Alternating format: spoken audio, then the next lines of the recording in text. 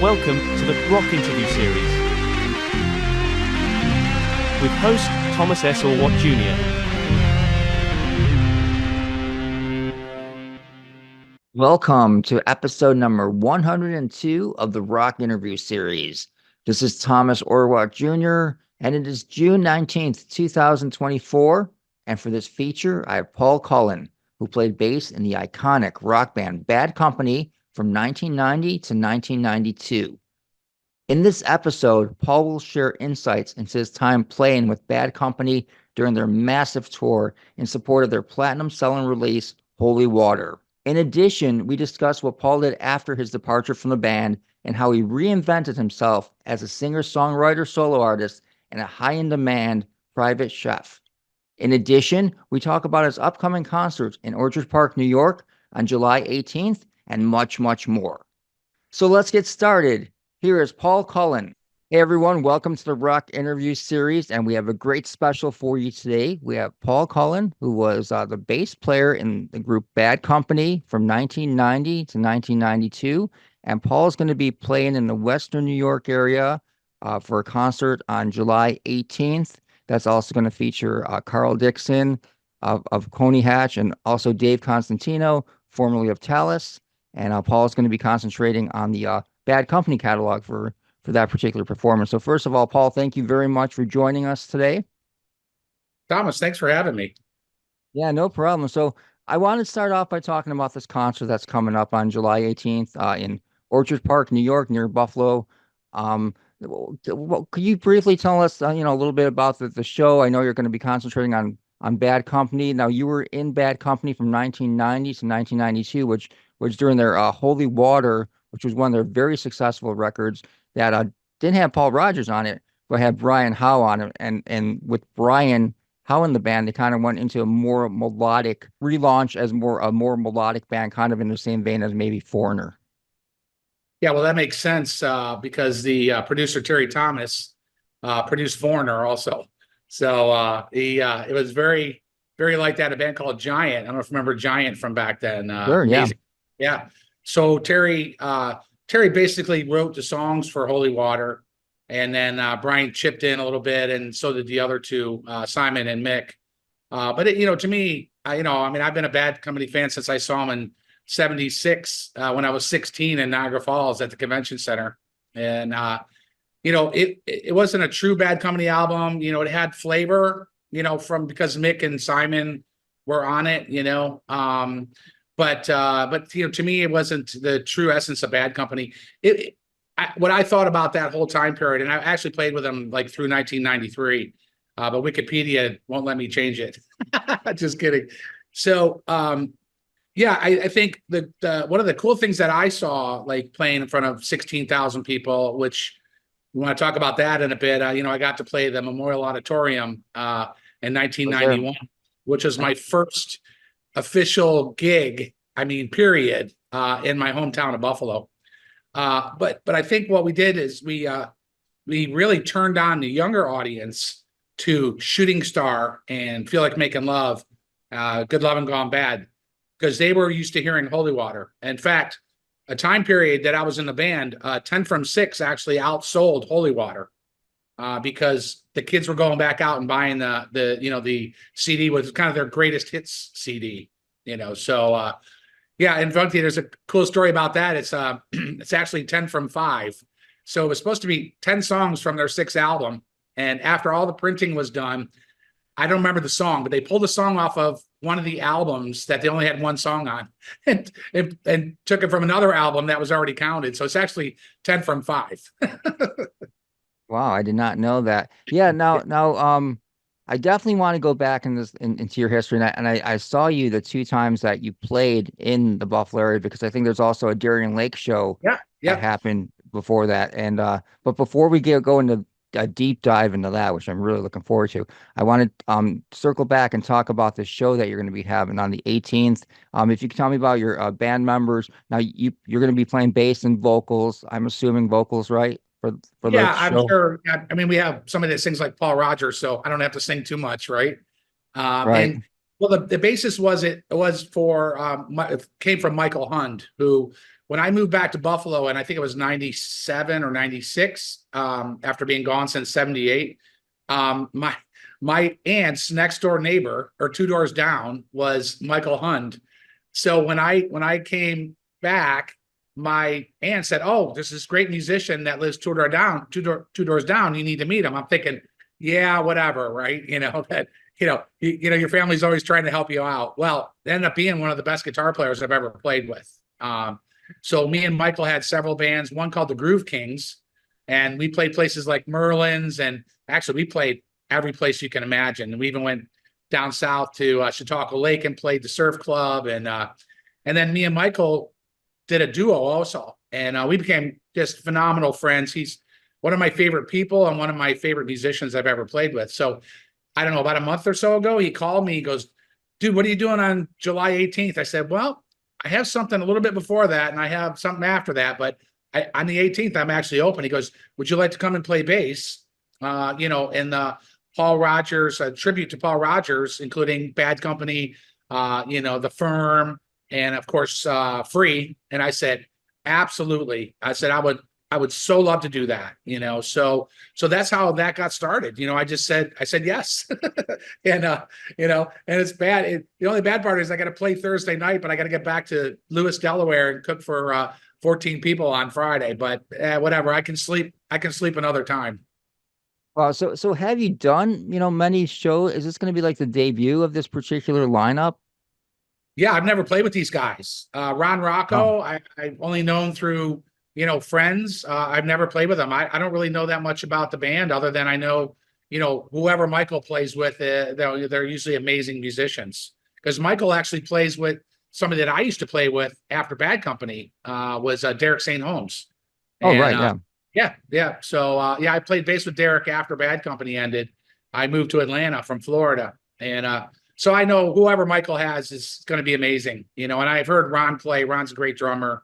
So yeah. So I don't really, yeah, it's funny. I don't really know that much about it other than I'm going to come up and just have way too much fun. Is it intimidating at all to do this, like kind of like, for the very first time? I'm sure you're gonna rehearse for this, or do you not need a rehearsal for this because you No, know we're these going to songs so rehearse. well?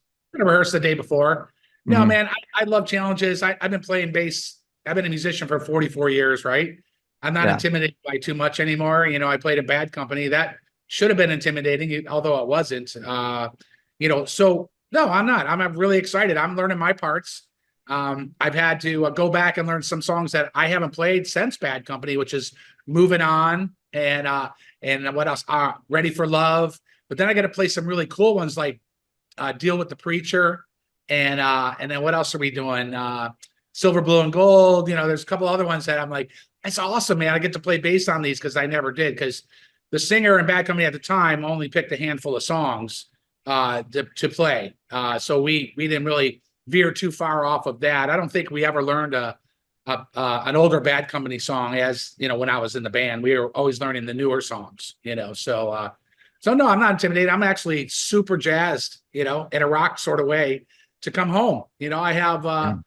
I'm the oldest of 30 something cousins, and most of them live there. And all my friends from high school. I just came back in August from my 43rd class reunion. I ended up going to school, even though I lived in the city of Buffalo. I ended up going to high school in North Collins, and I lived in a little town called Langford, New York, and a town of 200 people, probably a little less now. Yeah, I lived out there in the country from 7th grade to 12.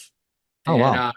yeah, so I went to my reunion. Some of those guys are going to be there and girls. And so it's going to be a lot of fun. It's going to be action packed for sure, because I know everybody wants to get together and party and get to see me. So Yeah, and just the fact that we're going to be listening to Evening of Bad Company. I mean, what can possibly go wrong? I mean, I'm in, man. I can't wait.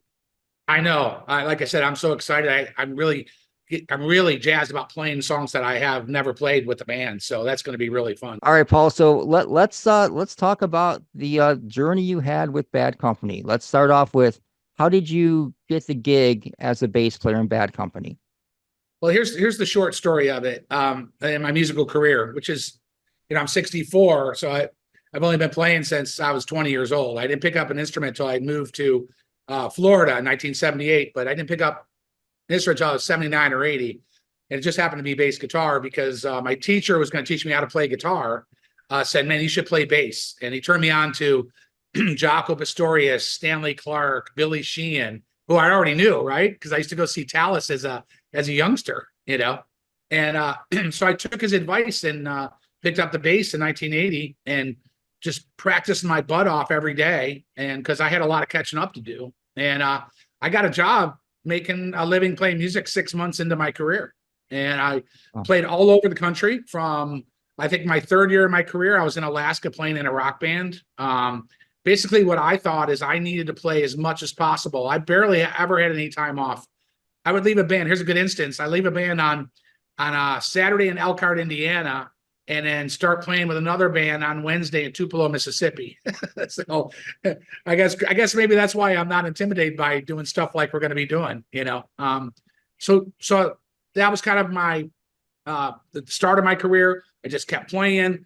I went back home, and a friend of mine formed a band and called the Boys of Summer, and he needed a bass player, so I moved back to Fort Myers from Sarasota, where I was. I was actually living with my friend Mick Wick, who worked for Greg Allman for 15 years as the sound tech. And so I went down to Fort Myers and played with my friend Michael. We got a really good band, 5 guys. And then, you know, as bands sort of morph, we got the right guys in, and we had 4 guys, and we had an original song called Little Black Book, and it was being played on the local rock station. I think it was 97 Rock or 96 Rock, one of those two. And we became really popular. We opened up for REO Speedwagon, Styx, Molly Hatchet. They loved having that local connection, you know, because we could draw people also to the concerts. And at that time, throughout that time, which had been late 80s, 88, 89, the singer from Bad Company, Brian, moved there. Cliff Williams, bass player from AC/DC, who still lives there, and Brian Johnson from AC/DC, who lives up in Bird Key in Sarasota. They all moved there, and you know, when they wanted to go out, they heard about our band, so they used to come and see our band play, and so we got to know them really well. In fact, the one time we opened up for REO Speedwagon, Brian Johnson came up and did a song, and Brian from Bad Company did a song, and so I got in that circle. Me and Cliff Williams became really good friends, you know, around that time. And I got invited to Christmas parties and, you know, whatever. We just hung out. He had a 16-track studio in his house. And in fact, that's where we recorded, you know, we recorded Little Black Book to put on the radio. And so just hung out with them. I was just cool with them. They, you know, I mean, at first, of course, maybe I was intimidated, but they were such nice guys. You know, I mean, one of my favorite stories is, Brian Johnson used to live right across from this dive bar in Fort Myers Beach. He lived in the penthouse, of course. And it was called The Reef. And we played there all the time. And he came in on some Wednesday night around midnight. He sang a song. And afterwards, we took a break. He goes, hey, guys, I got to get going. I got to play golf in the morning. And I said, well, I golf. So he goes, oh, give me your number. And this was pre-cell phone, right? And so I don't know, a week later, there's a message on my phone that said, hey, mate, this is Brian Johnson. We need a 4th tomorrow at 7:30 at River's Edge. Can you play? If you can, just be there. So I was there at 6:30 warming up. and I just got home at 2 a.m, right? So I didn't have much sleep, but it was worth it. And I got to know him and played golf with him several times. His wife, Brenda, would ask me to play. And then, you know, like I said, that intertwining of Cliff Williams, the bass player, you know, what happened is Boz Burrell didn't want to go back on tour, the original bass player. And, you know, Brian Howe, you know, knew that. And the guys from AC/DC said, you know, they're all good friends. You should take Paul. Paul's ready, man. He's rocking, you know, he'll be the American, you know, I think I was the first American to play in the band. And, so I got a phone call. I was actually grocery shopping, and I came back, and my friend who was watching my daughter said, hey, Brian Howe from Bad Company called. You need to call him. He said it was really important. I said, yeah, I'll call him. Don't worry. She goes, no, call him now. I said, okay, I will. So same thing. Brian, hey, mate, what's up? I said, nothing. Just got back from grocery shopping. He goes, hey, how would you like to play in Bad Company and or audition for Bad Company? I said, yeah, that'd be cool. You know, in my cool voice, right? Yeah, that'd be cool. And he goes, all right, do you have a passport? I said, no. He goes, get one now because you're leaving in 2 weeks to go to London. I said, okay. So I got right on it. And back then, you know, I had to expedite it, and I got it the day before I left for England. So that's how the actual audition came about. Right. What was the audition like? Were there a lot of bass players auditioning for the It, position? it was mine to lose. And I'll tell you what, you're lucky if you get the opportunity to play in a band like that. And there was no way I was going all that way to London and not getting that job. So I was over prepared. It was cool. They flew me out, you know, as you know, it's an overnight flight. I didn't sleep very well because I was all jazzed, and took the train from Gatwick to London to my hotel. I got there around 10 in the morning. I laid down just for a minute. I had a phone call. Paul, your limo is going to pick you up in an hour. I'm like, oh my God. Cause I didn't know what time I was going to audition. I thought it was like later in the day, you know? So yeah, they picked me up. I barely had any sleep. And I walked into this, well, first of all, I thought we were going to go someplace really nice, but it was in, I think it was the West London. It was not nice. It was industrial warehouses. The gate you had to unlock to get in. But when you get in there, they had big rooms. I guess they were probably like maybe 800, 1,000 square feet. There was three of them. So Bad Company was in one of them. Uriah Heep was in the other, and Roger Taylor from Queen was in another with his original band. And at that place was a bar within the complex, a pub, and then 48 track studio upstairs. So everybody hangs out there, especially if you want a gig, you know, if you're looking for a gig, because there's auditions going on. And most of the, I think all of our road crew, we basically got from there. I mean, they kind of knew everybody, but, you know, hey, Jimmy, hey, we need somebody to go out, you know, in 2 months, will you go out and be Paul's, you know, bass tech? He's like, hey, yeah, sure, whatever. So yeah, so we get there. I get to meet Mick and Simon for the first time. And they were super nice. They rented me a 5-string Music Man because I needed a 5-string for the songs that were on Holy Water, and which I'd never played before. I actually learned how to play 5-string by tuning my 4-string down. And yeah, and they were super nice. And, you know, Brian Howe walked in and we said, hey, let's do Feel Like Making Love. And, you know, I mean, I'd been playing that for a long time anyway. So we did Feel Like Making Love, Can't Get Enough of Your Love. And then they all said, all right, it's time for a pint. You know, I'm thinking, wow, that's cool. Let's go get a beer, you know, and walk up with them. Everybody's really nice to me. And we get a pint.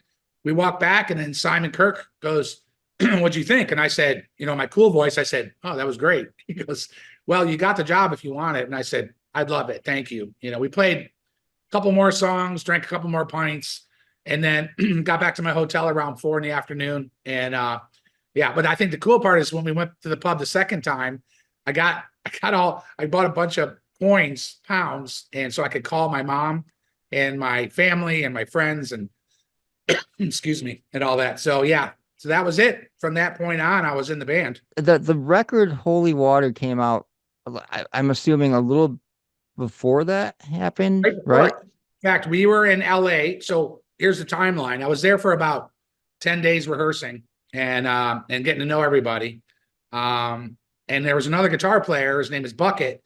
He got the job the same time I did. So we had 2 guitar players. And in fact, Mick didn't go out on the first part of the tour. We had another guy named Jeff Whitehorn. But yeah, just hung out. And then when I got back home, I had a plane ticket ready for me to go to LA to do the Holy Water video. You know, that was on MTV. And so it was within 2 weeks, you know what I mean, from when I got the job. Here I was in LA, got picked up at the airport in a limo, stayed at the Hyatt on Sunset, or as they call it, or we call it the Riot on Sunset. And then went off for a 24-hour shoot to where the show MASH was filmed. And there was a sound stage there, and they set us up with lights up. And yeah, we did like 22 hours of filming.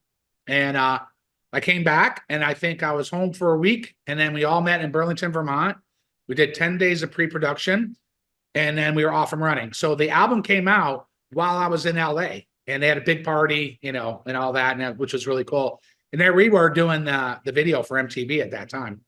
Yeah, I remember that video being really popular on MTV and really like setting the tone for that record, which was just monsters because you guys toured for a long time on it. And I remember seeing you guys shortly afterwards. You played at Darien Lake Amphitheater, which is close to Buffalo, New York, and you were the Sure. headlining band, and the Damn Yankees were the support act. Damn Yankees with Tommy Shaw, Jack Blaze, and Ted Nugent. I mean, that's pretty incredible that Bad Company at that point was able to like, headline over this super group. Yeah, so it was a good combination. It was the same management company. That's why we were out together. But I think because it was a double bill and he had all the firepower from them and then the history and legacy of Bad Company, it was a really good combination, And I got to know those guys really well. I can say that I think Tommy Shaw is one of the nicest people I've ever met in my life. I can't say so much for some of the others, but I'm not. I'll be nice about that. But yeah, and it was really cool because we were only supposed to go out for like 3 or 4 months, right? And then we took a break, went out for 3 or 4 more months, and then some of the songs started hitting. "Boys Cry Tough" or whatever was the next one on Holy Water, and then they had "Can You Take Me High Enough" came out, and it went in the top 20 Billboard top 20. And so they headlined a couple of shows, which I actually liked because we were done working at 7 o'clock or 7:30, And I'll tell you what, I wouldn't want to follow Bad Company after we played the song Bad Company, but Right. Oh, it was epic. exactly. Yeah. So it was a great combo. I think they kind of then if you needed somebody, hit hard and I think I got to 14. So now we have 2 songs in the top. So we went from playing like Darien Lake for 8,000 people. Then the following year, when we played the Odd, was 16,000 people or 15,500 or something. Because Yeah, I remember. They opened up behind the stage for us. Yeah, Yeah. I remember that show. That show was sold out, and it was. I remember like traffic was backed up, like trying to get. I mean, I barely made it into that arena in time for Damn Yankees because there was so much traffic. And that was a sold out show, and it was kind of unusual at that time because it was kind of like, for Bad Company and this and the music industry, the music scene was a little bit changing at that time. But you guys pretty much pulled off the impossible on that tour, I believe. Yeah, I think so. As we worked hard, we played hard, and it was the perfect storm of both bands doing really well, as far as sales go and also record or radio play, So just so you know that was my first gig, like I said, in Buffalo, and I actually wrote a song called King for a Day. So for me to come back home, right, to play for the first time and play the Odd, where I saw my first concert in '75, which was Peter Frampton and Jay Giles. It was an incredible night for me. I still get chills when I think about how amazing that night was. And then Simon, I don't know if you remember, but Simon came out from behind the drums and sang a song acoustic. And Brian Howe wouldn't say anything about me because of whatever. But Simon goes, "Hey," and this is the first time. So normally he was playing 100 miles he'd come out and play 100 miles from Mhm. Holy Water. This night he grabbed a guitar, ran out there and said, "Hey, everybody, how we doing?" Everybody's like crazy. He goes, "I just want to let you know that one of your own is up here playing bass with us, and we love him, Paul Cullen." And the place went freaking bananas. Of course, all my family was on stage right. They were jumping up and down, and my aunts and uncles and cousins and school people. And he goes, "I haven't played this song yet." He goes, "I'm playing it tonight for you and for Paul Cullen's family and friends. And thanks for coming out tonight." And he played Shooting Star, and the place was electric. Just him playing guitar. Every Bic lighter was up. Everybody singing every word to the song. It was, again, I just got chills just thinking about it. It was insane. And in fact, so was the rest of my night. So I had, after the show was over, I had my own meet and greet. Then we had the regular meet and greet. And then we went to, back then there was a bar called Sinbad's. Oh yeah, I Oh remember. yeah, that was pretty dangerous. The only thing I remember I think I finally got to my hotel about 7 a.m. And it was crazy cool though. Yeah, I mean that was a very good gig. I mean, I was aware of the fact that you were from the Buffalo area, so that was, that was cool. I wanted to, check it out. I mean, I knew back when you played at Darien Lake you were, and it was a really cool story to see someone from the hometown, make it big. And not many people from Buffalo have played, headlined at the Odd. I mean, Billy Sheehan did with David Lee Roth Sure. and the Goo Goo Dolls, of course. Right. But yeah, Yeah. there's a very small amount of people that have done it. So, Yeah. Yeah. congratulations I'm for that. really proud of that. I mean, really proud that I'm from Buffalo. Yeah, I don't live there anymore, but I'm from there, man. I was born in West Seneca, South Buffalo border on Indian Church, and it was a little weird. I got to say, when I went back, I don't want to, dwell on anything, but, I went back after Bad Company and I didn't get treated very well there by the musicians and other than Michael and a few others, and I got to say, I, I don't know, I think it doesn't matter to me, but I'm not sure why I'm not like, in the Buffalo Music Hall of Fame, because of what I did. You know what I mean? It's just I'm okay with it, but it's just kind of weird, right? Yeah, That I totally agree with you because, like I said, I mean, how many Buffalo-born musicians, have played headline in front of 16,000 people? What more could you possibly do? I mean, yeah, what more? even though I What didn't more? live there, I get that, but other people have made it that don't live there. Anyways, Right. let's not go any further Yeah. into that. I'll get all Okay. riled. But Yeah. it was an honor and an amazing day. That's why I wrote the song "King for a Day." Yeah. Now, there were a lot of tracks released from that record. Were there not videos made for those tracks? The only other one was "If You Needed Somebody." And I was actually in the video a lot because the producer liked me. But at that time, my relationship, as I'll call it, with Brian Howe was not very good, as it was not for Simon and Mick and Brian Howe either. So, and I don't want to go into that. As you know, he's passed away a couple of years ago. But yeah, so the only other video was "If You Needed Somebody." Hmm. That's kind of strange. Yeah, I sort of wanted to ask you some questions about, like, what it was like, performing with these guys. And I'm kind of like, Brian Howe kind of has a little bit of a reputation of being a little difficult to work with. I mean, I just sort of insinuating that that's true. And without, if you don't want to go into details, you don't have to, of course. But I mean, yeah. So he must have been difficult to work with, huh? A little Yeah, bit. he had everything to do with getting me in the band. I owed him my allegiance, right? But once I got to know Mick and Simon and the way that they were like not getting along, and I'll just say it this way: I'm a pretty good judge of character. I get it wrong once in a while, but Mick and Simon were sweethearts, especially Mick. When Mick came back the second leg, I just love that guy, and I'm so sad. I don't know if you know, but he had a stroke, I think in 2016, and he is bedridden. But what a lovely guy, and what a phenomenal rock guitar player. Period. I'm sorry, I didn't mean to say rock. What a great player, And I used to just go over there on his side of the stage because I was on the other side, and just egg him on and just groove with him. He just loved it, absolutely loved it. I mean, he would let me take his pickup knob and push it up because I wanted to hear what it sounded like on this front pickup when he was soloing. I mean, there's some great videos. If you do Bad Company, I think 91 Raleigh on YouTube, I had the actual VHS tape. It was from one of the sheds, one of the outdoor arenas that have the TVs in the back. Well, they recorded it and I got the tape somehow, and I had a guy put it up on YouTube. So there's several. I mean, the quality's not that great, but just you get the gist of what it was like to play with Mick and Simon, especially. Yeah. Wow. Do you, I can't get off the Brian Howe thing. It'll be the last question I ask. What did he change because of the success of that record? I mean, because I mean, he was a big part of it, I and you think knew him.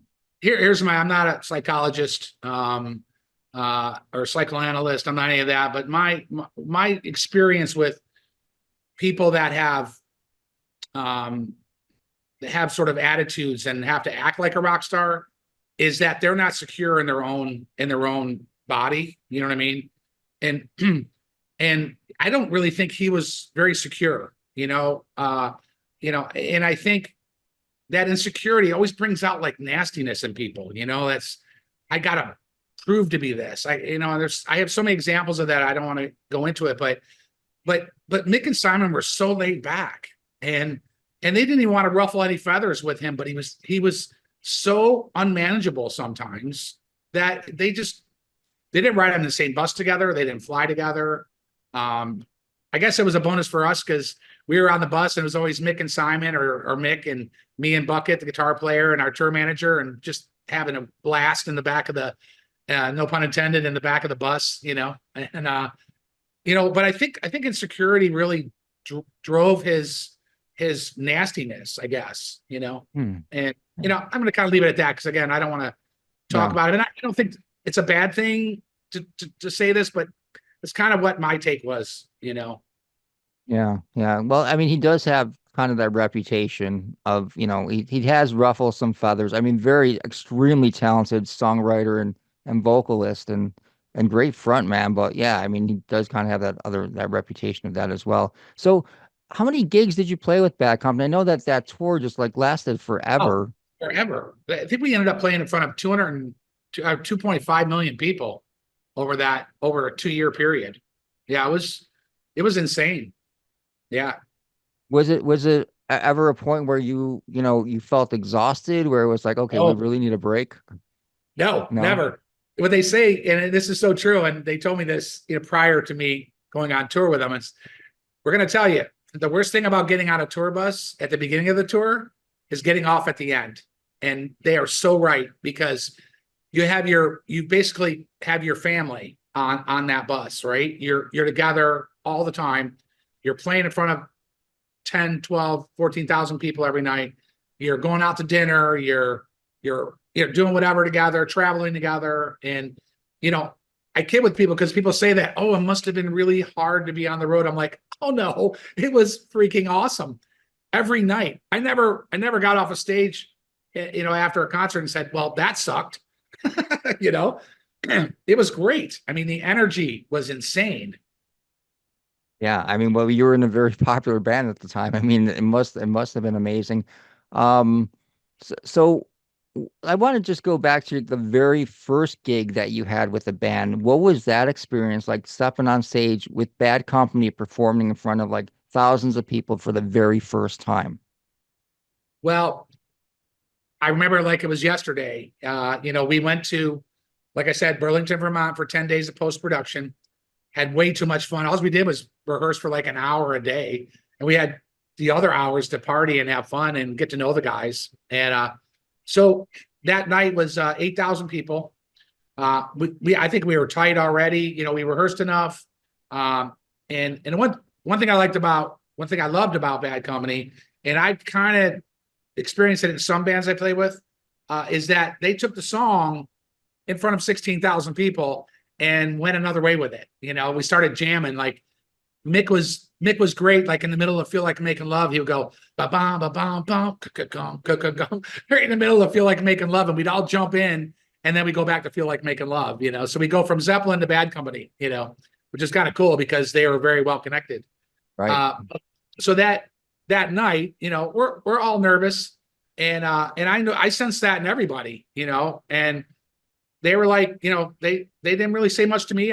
We were all just talking and, hey, let's do a shot of Jack and go play some rock and roll, and we all did. And I think we were all equally as sort of a nervous energy, I mean, nobody screwed up anything, we just maybe didn't hit our marks on some songs, but they're all such great musicians that you could change like that, and the audience would never even know, so it was amazing. I think like 2 or 3 songs in, everybody went, and the crowd was amazing. It was like almost like a university of, it could have been like a small civic center, but it had a balcony all the way around it, and the place was packed, and it was just us. We didn't have Damn Yankees yet, and we did the whole show. I think they had a local act play, but yeah, a couple songs in, man, we were all relaxed, and every time Simon would play his drum solo before Can't Get Enough toward the end, and me and the guitar players would go over there and do a shot of Jack and get back up there and rock the rest of the show. Wow. Did playing with Bad Company really fulfill your like rock and roll fantasy? Yeah, nice pun, but yeah, it did, man. I know how fortunate I was. Uh, did I work hard and did I put myself in the right position? Yeah, because I go by a quote. Luck happens when preparation meets opportunity. But it doesn't always. You don't always get that opportunity, right? But I think I did all the right things, and I got to be at the show. Like Bull Durham. I got to the show, right? And it was everything I thought and more, and it was incredible. What do you feel with the biggest challenge of being in such a big band like that?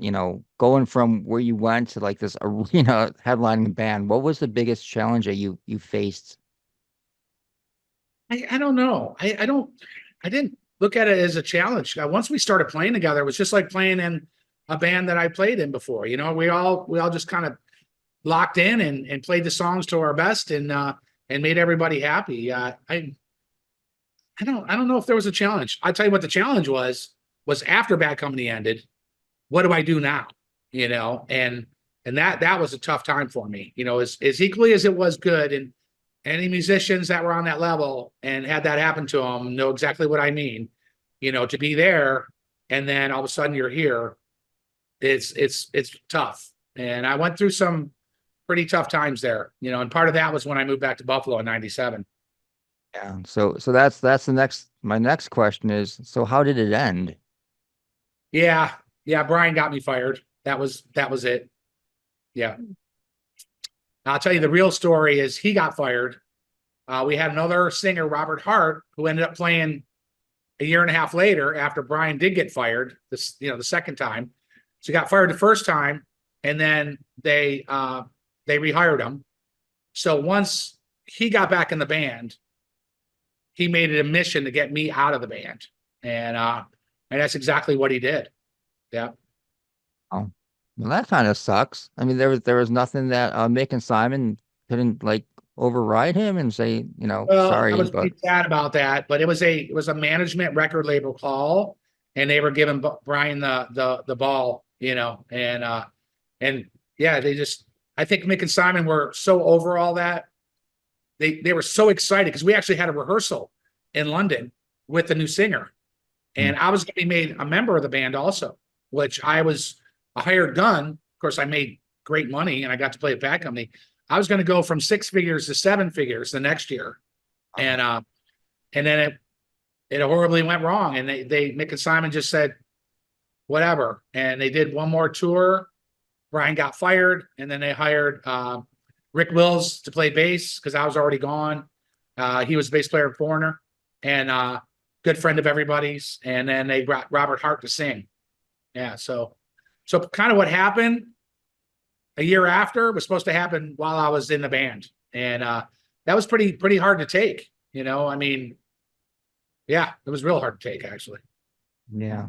I'm sorry you had to go through that. So were there offers from other bands that came up after you left, or did you not Yeah, want to do a band, or what did you want to do after I leaving Bad Company besides I getting want pissed off? I want to play somebody right away, but the connections I made at that time, there was no social networking, there was no cell phones. I was stuck in Fort Myers, Florida. I made some wrong decisions. I should have, and it was a personal thing with my ex-wife and all this. There's a long story on that, but I should have went to Nashville where I had so many friends. I should have went to New York or London and just hung out, slept on somebody's couch until I got a gig. And the longer I was out, the longer it took, and then I did get the gig with Derek St. Holmes, which was awesome. I mean, that guy is like, to me, is right up there with Paul Rogers vocally. And we had a great time together. And I loved playing his songs from Ted Nugent, which were, Hey Baby and Stranglehold and that he sang. And then when I went back to Buffalo, just all kind of fell apart, and I lost touch. I didn't have the same number anymore. And I found out later there was some people that were trying to contact me, and yeah, it was a tough time. It's kind of spiraled down, trying to hang on, trying to stay positive. But it was really hard to do that.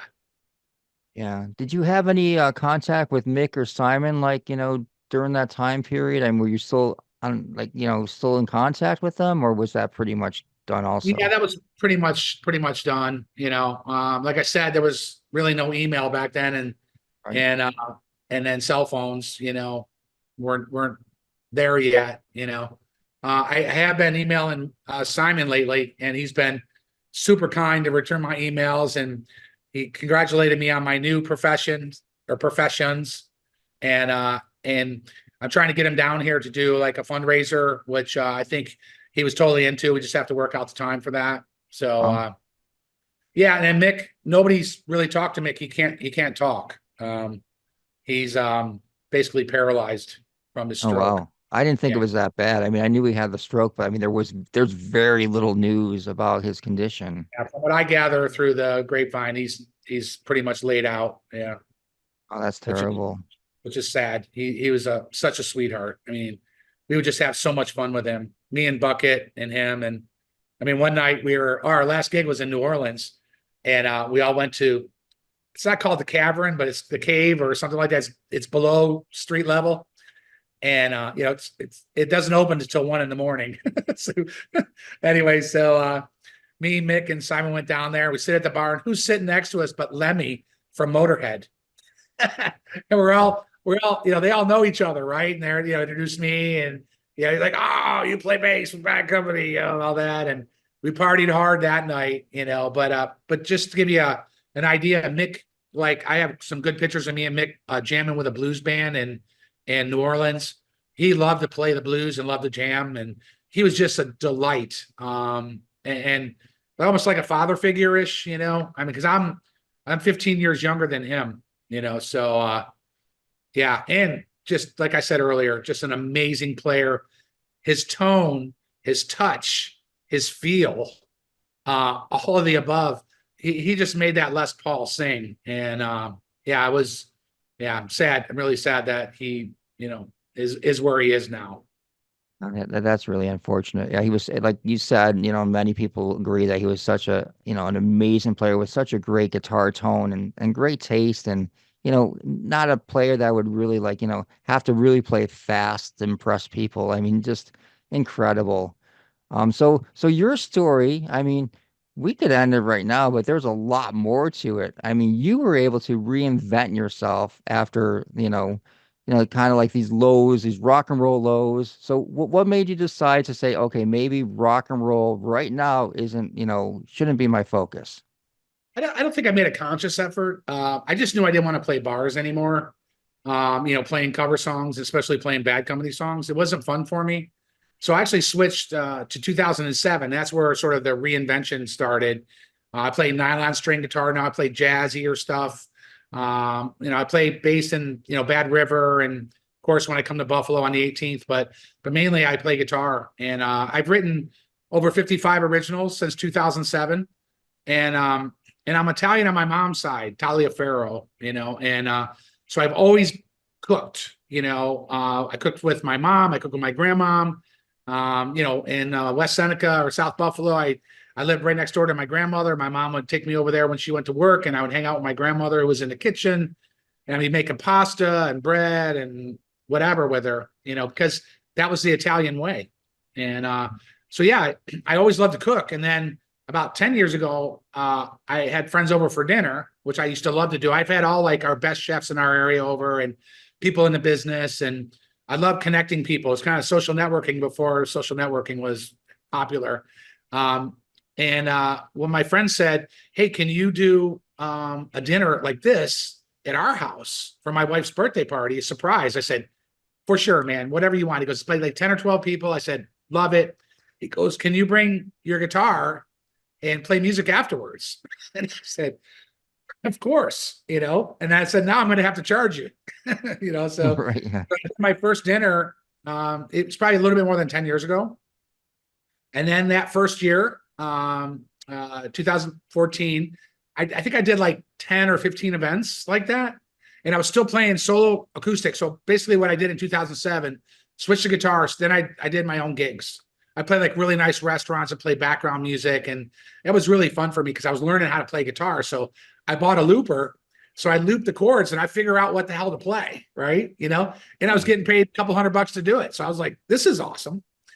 And so that first year, like I said, 10, 15 events, playing, I played weddings, speaker that runs on a battery. So I go out to the beach because we live near the beach. I played like the cocktail hour and the ceremony, and I was doing pretty well, actually. I was like, that's my sort of, I was down here, I moved to Delaware, and then little by little things got better. And that's when that started in 2007. And then dinners in 2010. And so last year, me and my assistant Nina did over 200 dinners in people's homes. And Wow. and it could be anywhere in the mid-Atlantic. So I live in a great spot because I have Baltimore, DC, Philly within 2 hours, New York 3.5 hours, all of Jersey. So we travel all over. In fact, I've had a couple events where I've been flown to Costa Rica to cook for people, the Anderson Windows people, and then we were in Aspen last year in June, and I cooked for the Pernod Ricard Group. They own Jameson's Irish Whiskey and Absolute Vodka. So I do some corporate events. I'm going out to Palm Springs to cook for a corporation in January, but mainly we kind of, within 2 hours from here, Virginia, Maryland, of course, Delaware. We have the beaches. We have Lewis, Rehoboth, Dewey, Bethany, Ocean City. People come in for a week. If you Google personal chef for this area, I come up right on top. So, so we've been doing that. I think we figured out I've cooked for at least close to 17,000 people in 10 years. Wow. That's crazy. I hope these people also, in addition to getting a great meal and entertainment, I hope they realize that you were like a big rock star. I hope Well, they, that's driven the business, right? You know what I mean? I wouldn't nearly be where I am, if I didn't have the bad company background, and they find it so cool. And a lot of people are like my age, 64, 65 to 75. So they're very familiar. And I got to say too, I cook for a lot of younger people too, that know who Bad Company is from their parents, So, there's no doubt that that's the driving force. Now, I've done such a great job now. I don't think, when I get a repeat customer, they're not so enamored with Bad Company because they already know what I do and they just want to have that experience. So I cook for them, 4 courses, 4 of my wines. I have my own wines from Italy. And then I play a concert either by the fireplace or fire pit afterwards. And I play a good mixture of, Bad Company, 4 or 5 songs, and I do about 4 or 5 of my own songs. And I tell stories. And pretty much my whole event is telling stories. Like people want to be in the kitchen, right? And hang out while I'm cooking. And they're all like, are you sure it's okay? I'm like, dude, I'm so used to people being in the kitchen. I love that. So we interact, with the people maybe that are putting the party on. And then also when people get there, they come over and start talking to me and they want to know my story. Basically what we're just talking about now. How did I get into it? And where did I learn to cook? And my favorite question, which I wish I had $10 for every time it said, is which do I like better, cooking or playing music? next question. Like drinking wine. That's my answer. I love them both. I'm making the whole event is just to make them happy from the time they get there until we walk out the door. And we're so efficient. I have a toolbox I roll in. I flip it up. I got all my knives and everything. We bring everything we need. I don't have to go into any cupboards or drawers or anything. And then my assistant Nina, who's been with me for 8 years, she loves to work hard like me, and she is efficient and clean. By the time she knows what song I'm playing last, everything's in the car. I pack my stuff up, my music stuff up. We shake hands, take a selfie, and then we're out the door. Wow. It's about a 2.5 hour event from the time people get there till when we leave. And we get there about an hour and a half before. So yeah, it's been insane. I can't, it still blows my mind sometimes. I'm getting ready to do 10 events in 13 days starting tomorrow. Wow. I mean, it's such a unique concept. I mean, I think that's, why you're so successful. I've never heard of anybody doing anything like that before. I couldn't agree more. I mean, there's personal chefs, there's musicians that do house concerts, and those are kind of becoming popular when I started doing this. I was thinking, well, this is kind of like a house concert, except they're paying me really good money to come in there and do this, I mean, I think of course, times have changed. Money's not worth the same or whatever. But my third year of doing in-home dining, I made more money than I did my first year in Bad Company. Oh, And that's helped spawn other things like my nonprofit that runs this room, my wine company. We do travel. We take people to Italy, and we just got back from Cuba. We took 44 people to Cuba, and one of my highlights of my life, I got to play with Cuban musicians on 4 separate occasions, and that was insanely cool. But yeah, it's you know what? I don't know how. I think I just stayed the course, even if it was really bad for me, and I tried to follow my passions, and then, man, I just started doing it, and then it clicked. And now I'm full on. I mean, I barely have any nights off. And my wife is like, you need to take at least one day off, and which I did last year. I tried to anyways. you and your wife ever have that like discussion that every like husband and wife have, which is, what do you want to have for dinner today? I don't know. What do you want? We do that. I try to make her pick it, because, and then, she doesn't cook, but God love her. She cooked the other day because I had a 10-hour drive from Toledo, Ohio. I cooked for 70 people. And the next morning I had a 10-hour drive back. And she actually got the air fryer out and did some chicken and fried up some potatoes. And it was so good because I was so hungry. But she felt good that she was able to do that for me, Yeah. Right. All right. Well, Paul, this has been a very interesting interview. I want to thank you again for your time. I'm looking forward to this show on the 18th. Hopefully I'll, be able to stop by and say hi to you. And again, congratulations on your success. I mean, what a great story. Thank you, Thomas. I really appreciate it. Thanks for letting me tell it, man. As I said before, I don't have a problem talking about myself. Yeah, no, you did a great job. But it was very interesting. I mean, some people talk about themselves and they fall asleep here, but I was like hanging on every word. Well, good. I hope everybody stays awake. I'm sure they will. Okay, Paul, thanks again, Awesome. and we'll see you on the 18th. All right, man. Thanks, man. Bye-bye. Cheers.